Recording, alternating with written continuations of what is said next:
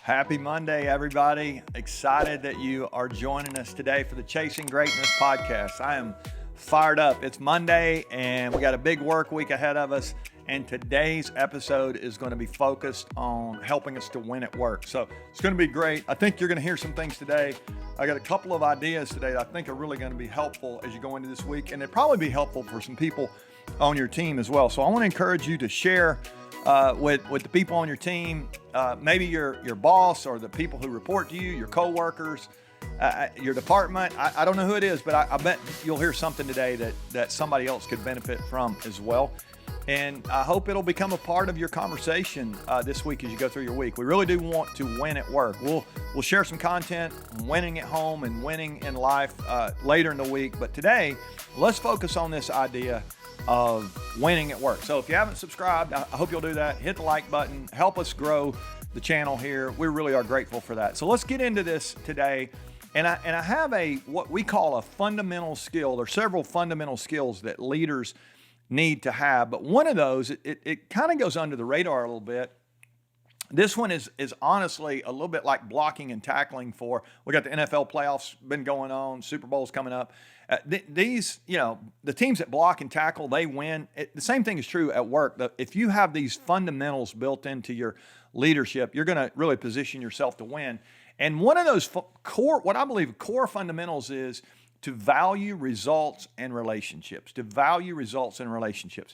I think so often we lean one way or the other, and so we value, whichever way we lean, we value that one over the other one. If we're not careful, we can leave a lot on the table if we just focus on results or if we just focus on relationships. Now, let me say this. You are probably in business or you're coaching a team, you're doing something, you're trying to win. You really do need results. If you don't get results, you're going to be out of business pretty quick. So it's obvious that we need to value results, but I just want to remind you that if you neglect the relational side of your work, your team, your staff, your organization, whatever it is you're doing, or even your customers, you really are in the people business and your customers own your business. And so you've got to value both. Years ago, there was a car company named Toyota who decided they were going to kind of take a shot at doing both. You said both what? Well, there's two kinds of cars. There's luxury cars, and then there's what we would call affordable cars. And Toyota actually said, we're going to make a play. We're not going to be a luxury brand, but we're not going to be an inexpensive, brand that's just dirt cheap either. We're going to see power in that and so they actually, one of their strategies was they said, we're going to try to make pretty nice cars.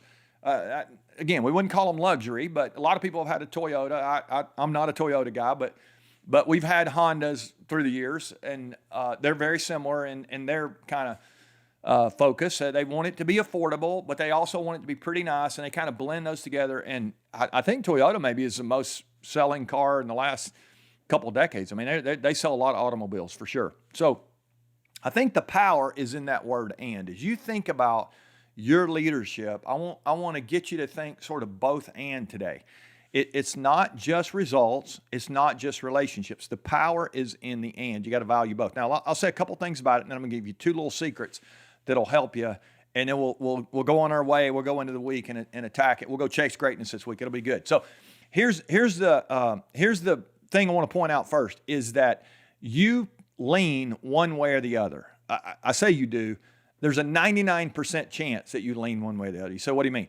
There was a study done, a survey of over 1,000 employees, and they were asked this one question.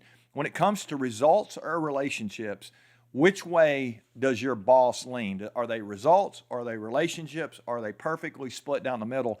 And less than 1% of the group said that my boss is exactly, leadership perfectly down the middle when it comes to results and relationships. It doesn't happen. It's very rare that you would be split down the middle. And you're already thinking right now, probably one way or the other, you lean toward results. If so, you've got a checklist. You're checking off the podcast here. You've already hit the like button. You love, to check the boxes, get things done. That's great. Or you are a relational person, and in that case, you're probably saying, hey, I want to comment. We want to talk to Randy. That'd be great. And I'd love to hear from either side there. But as you think about which way you lean, it's important for you to compensate for your bias. If you lean toward relationships, chances are you are very comfortable around relationship people, and it might push you a little bit to say, hey, we need somebody on our team that's results minded, that's going to help us focus on goals and strategy, some of those kind of things. And the reality is, if you don't have that person, you don't compensate for your bias of relationship, you're going to struggle to get things done and to move the ball down the field to achieve your goals. Likewise, if you're just a results person and you don't have some relational people around you, you get a lot of stuff done, but you might do it at the cost of your people. And so you want to make sure you really have a balance there between those two. So I think I've got a kind of a little secret way that you can focus on that this week. This will be one of the ways you can compensate for your bias. But let's focus first on the results side.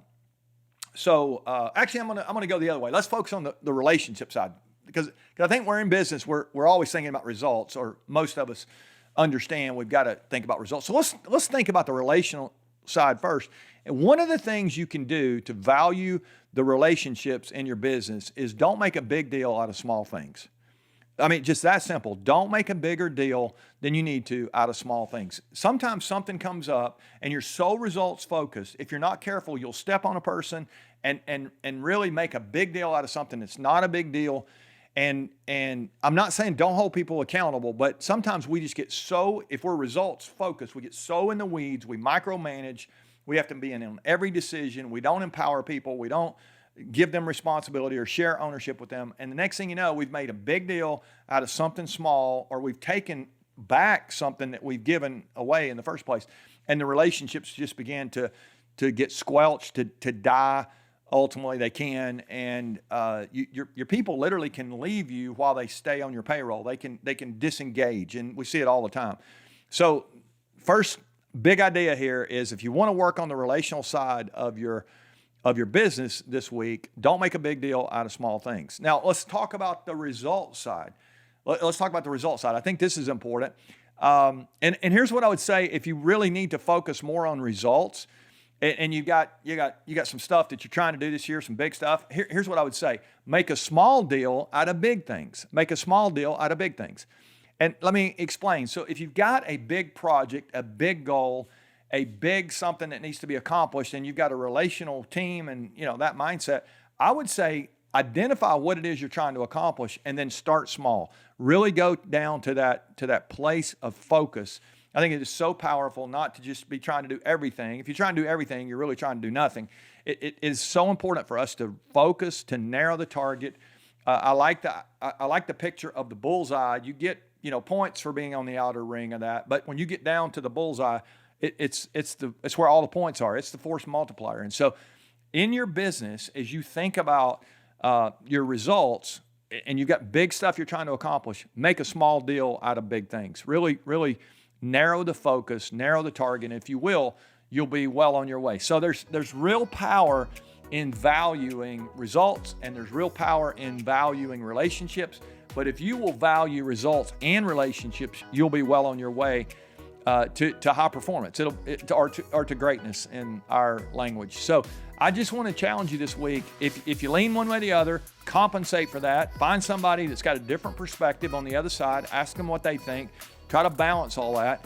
And if you really will value the people side of your business, it'll actually help your results get better as well. So they both are very important. You got to value both. If you'll do that, you really can be great this week. Let's go dominate the week.